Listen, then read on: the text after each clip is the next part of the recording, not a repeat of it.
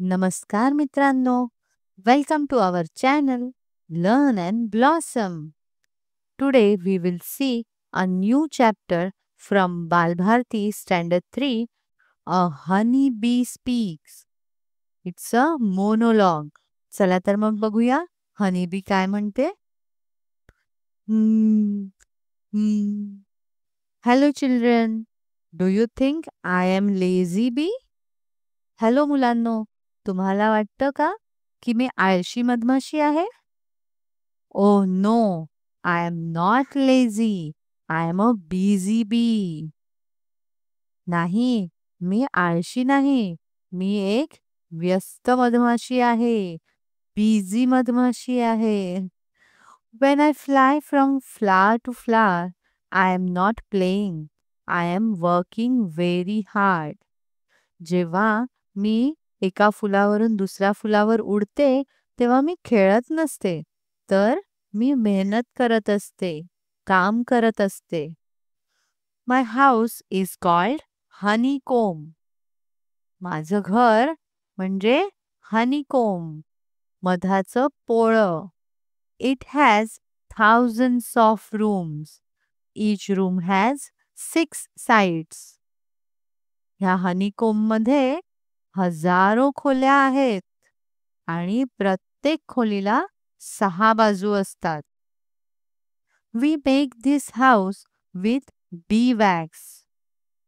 हे जे आमचं घर आहे ते आम्ही बी वॅक्स पासून तयार करतो. बी वॅक्स म्हणजे काय? मेण. When I was young, I stayed at home. मी लहान असताना घरीच राहायचे. I looked after the larvae, baby bees, feed them and protected them. लहान लार्वे म्हणजे जे लहान मधमाशा बेबी बीज आहेत त्यांची काळजी घेतली, त्यांना खायला घातलं आणि त्यांचं रक्षण सुद्धा केलं.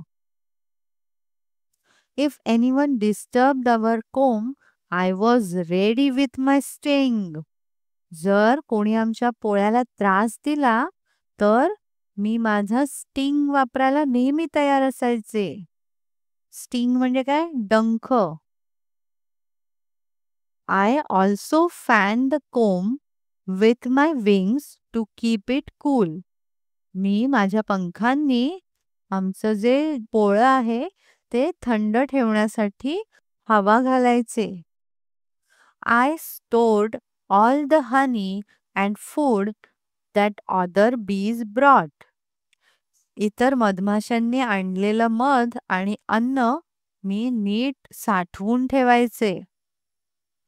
We bees never fight. We work together and make a strong, beautiful house. आम्ही मधमाशा कधीच भांडत नाही. आम्ही एकत्र काम करतो आणि मजबूत, सुंदर घर बनवतो. When I grew older, I started going outside. मी मोठी झाल्यावर बाहेर जाऊ लागले. I collect nectar, a sweet juice from flowers, and pollen, yellow powder from flowers.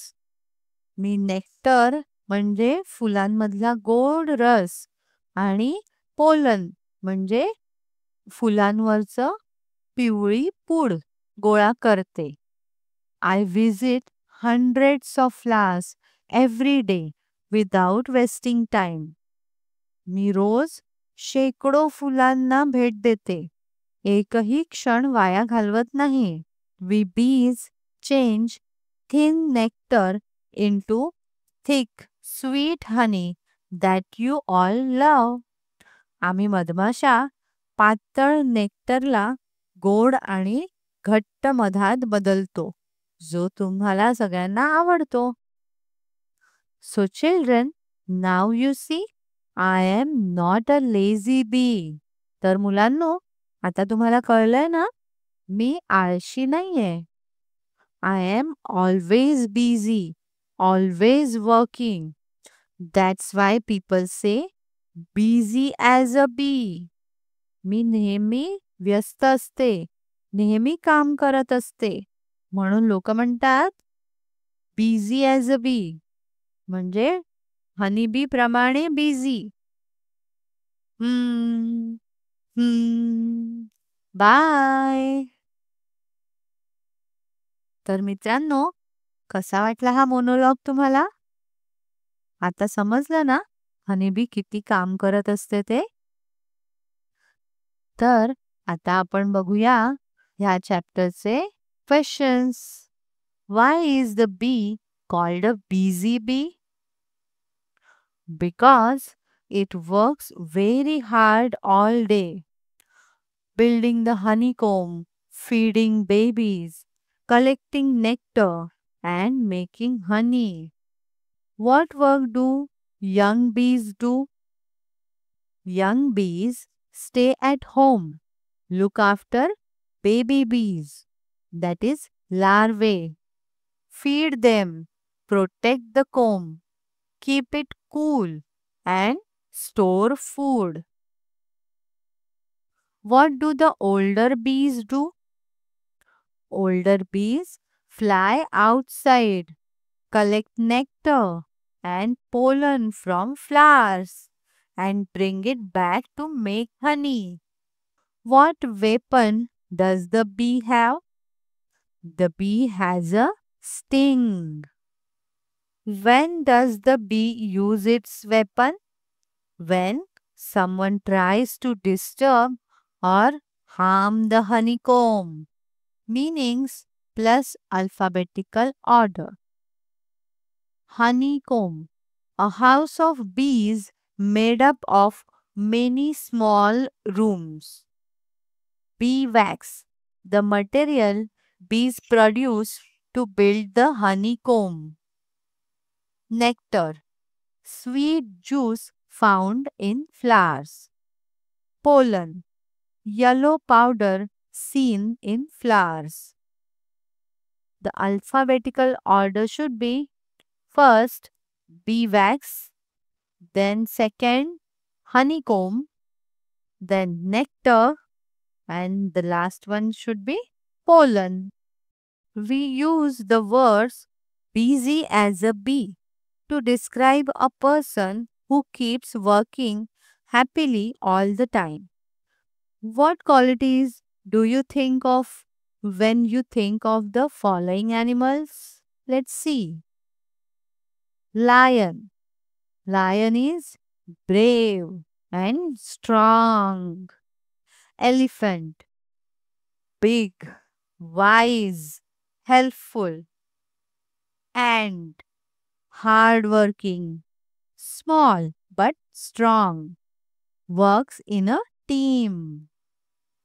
Fox. Clever, cunning. Tortoise. Slow but steady, patient. Monkey. Playful, quick. Butterfly. Beautiful, gentle. Cow. Kind, gives milk. Horse. Fast, loyal, hardworking. What is a beehive? A beehive is a natural home made by bees, usually hanging from trees or buildings, where many bees live together. Now, you draw a picture of honeycomb cell in your book. You can draw many small hexagons joined together like a puzzle. Okay, I hope you understand this chapter very well and also enjoyed it. So, don't forget to like, share, and subscribe to our channel. Thank you for listening.